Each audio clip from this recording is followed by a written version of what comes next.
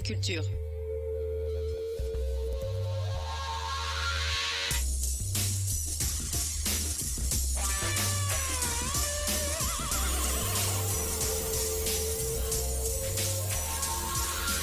Le journal de la culture. King FM 99.4 au sommet de cette édition culturelle, nous parlerons d'art plastique avec Aurel Ayoweyo, jeune artiste qui projette du bout de son crayon cet effet d'illusion par le dessin. L'artiste nous a rendu visite. Ensuite, nous restons côté people. Elle signe pour 300 millions à Shanghai. Queen Bees décroche un contrat. Nous allons parler aussi de Kylie Jenner qui parle de sa petite fille Stormy. Et nous partons à la découverte de cinéma, film à l'affiche Avengers Infinity War. Et nous allons finir avec du sport. Nous parlons Lion du Sénégal, classement, match de poule, tout de suite pour le développement. Le journal de la culture. Merci de nous rester fidèles sur King FM. Bienvenue dans votre journal de la culture. Nous allons commencer avec Kylie Jenner qui publie une photo pour démontrer que son bodyguard n'est vraiment pas le père de sa fille, Stormy, et c'est avec Yacine Pouille. Depuis quelques jours, Kylie Jenner et son garde du corps Tim Chung sont dans la tourmente. Les détracteurs de la jeune femme s'amusent à crier haut et fort que Travis Scott n'est pas le père de la petite Stormy, mais que c'est Tim Chung. Le jeune homme a immédiatement démenti ces allégations et Kylie Jenner a fait de même. La petite sœur de Kim Kardashian a eu une réponse cinglante pour ses détracteurs. Sur son compte Instagram, la jeune maman a posté une photo d'elle et de son compagnon Travis Scott lors du gala du mai qui s'est déroulé le 7 mai dernier. En légende, elle a simplement écrit Stormy's parents, soit les parents de Stormy. Espérons que cela fasse taire tous ceux qui pensent que son garde du corps est le père de sa petite fille. Il faut noter que, quelques jours plus tôt, c'est donc Tim Chung qui s'était emparé de son compte Instagram pour démentir qu'il n'était pas le père de Stormy. Par respect pour Kylie, Travis, leur fille et leur famille, je voudrais clarifier les choses et dire que mes interactions avec Kylie et sa famille ont strictement été limitées au domaine professionnel. Conscient du poids de ces mots, Tim Chung a conclu: il n'y a pas d'histoire ici et je demande à ce que les médias arrêtent de m'inculper dans des récits qui sont incroyablement irrespectueux envers la famille Kardashian-Jenner. People, côté Sénégal, nous allons parler de Queen Bees qui décroche un contrat de plus de 300 millions à Shanghai, compte rendu avec Exidex.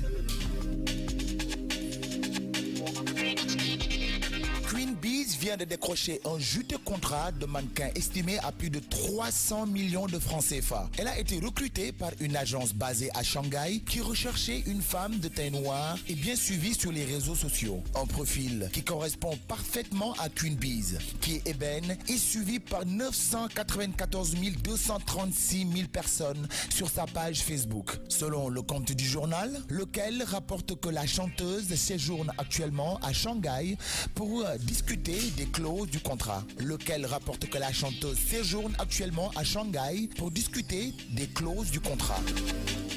Pour la découverte de ce jour, nous parlons de Aurel Ayoweyo, 21 ans. Loin de s'en émouvoir, s'en sert pour projeter du bout de son crayon des effets d'illusion optique avec des dessins. Aurel nous a rendu visite aujourd'hui à la King FM. Entretien avec Lisa Georgia.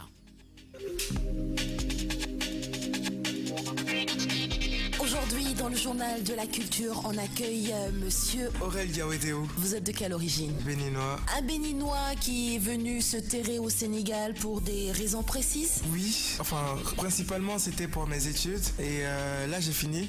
Donc je suis encore là pour un moment pour chercher un boulot. Alors Aurel est artiste plasticien ou il est dessinateur? Alors expliquez-nous un peu en gros ce que vous faites. Je dirais ce qu'on appelle pluridisciplinaire. Je fais un mélange un peu de tout. Je fais un peu de photographie, un peu de dessin, un peu de peinture, un peu de design graphique et autres. Et donc j'ai tendance à lier tout ça en fait en un seul. Et c'est la liaison de tout ça en fait qui devient donc mes œuvres d'art. Et qu'est-ce qui vous a poussé dans l'art plastique? Alors je dirais pas qu'il y a quelque chose qui m'est poussé réellement. Je suis né avec ce don. C'est un talent, une passion naturelle. Donc il n'y a pas vraiment eu de déclic ou quoi que ce soit. La biennale s'est passée récemment à Dakar. Avez-vous eu à y participer? Oui, j'ai participé à la Biennale il y a quelques jours seulement. Oui, j'ai exposé quelques-unes de mes œuvres basées sur un thème une thématique qu'on a choisie. Jeunes d'Afrique. C'était à l'hôtel Cœur Guindé, à la galerie Yacine. Oui, nous n'avons pas fini, nous sommes toujours en expo. Je disais, vous avez eu à exposer au niveau de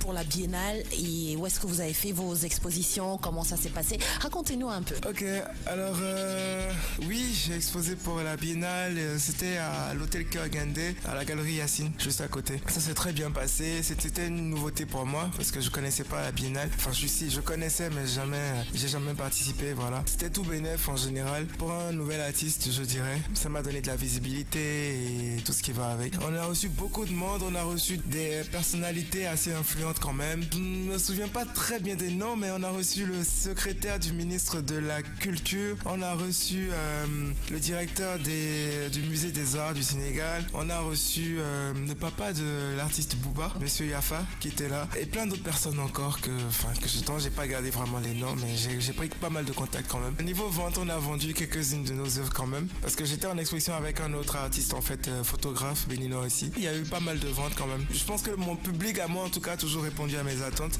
donc jusque là je pense que ça devrait aller quand même. J'ai pas vraiment de suggestions. C'est normal, hein, c'est le public sénégalais, Sénégal, pays de la terre en gras, c'est normal qu'on vous accueille. Voilà, c'est normal qu'on vous accueille. Alors on va terminer par faire mon portrait. Est-ce que je pourrais avoir mon portrait à moi ou est-ce qu'il faudrait que je passe commande? Bah en fait oui, parce que oui, il faudrait passer commande. D'accord, bon ben s'il faut passer commande, je préfère ne pas passer l'élément et ce sera kabout. Wow. Non mais sérieux, merci beaucoup d'avoir été notre invité. Je rappelle tout simplement aux auditeurs que si vous voulez voir ses œuvres, il expose toujours au centre Gaindé. C'est bien ça, le centre Gaindé. Merci beaucoup. Allez, c'était le journal de la culture. Lisa pour vous accompagner. Bla bla bla bla bla bla bla. Exactement, c'était votre découverte de ce journal de la culture et nous allons clôturer avec du cinéma. Nous parlons Avengers Infinity War, un film où 95% des utilisateurs ont aimé. Film de science-fiction, 2h40, j'ai la basse. Culture cinéma, alors que les Avengers et leurs alliés ont continué de protéger le monde face à des menaces bien trop grandes pour être combattues par un seul héros. Un nouveau danger est venu de l'espace. Thanos, despote, craint dans tout l'univers. Thanos a pour objectif de recueillir les 6 pierres d'infinité, des artefacts parmi les plus puissants de l'univers, et de les utiliser afin d'imposer sa volonté sur toute la réalité. Tous les combats que les Avengers ont menés culminent dans cette bataille. Première sortie le 23 avril 2018, Los Angeles. Réalisateur Anthony Russo, Joe Russo, titre québécois Avengers, la guerre de l'infini. Série de films, The Avengers Film Série, budget 316 millions de dollars.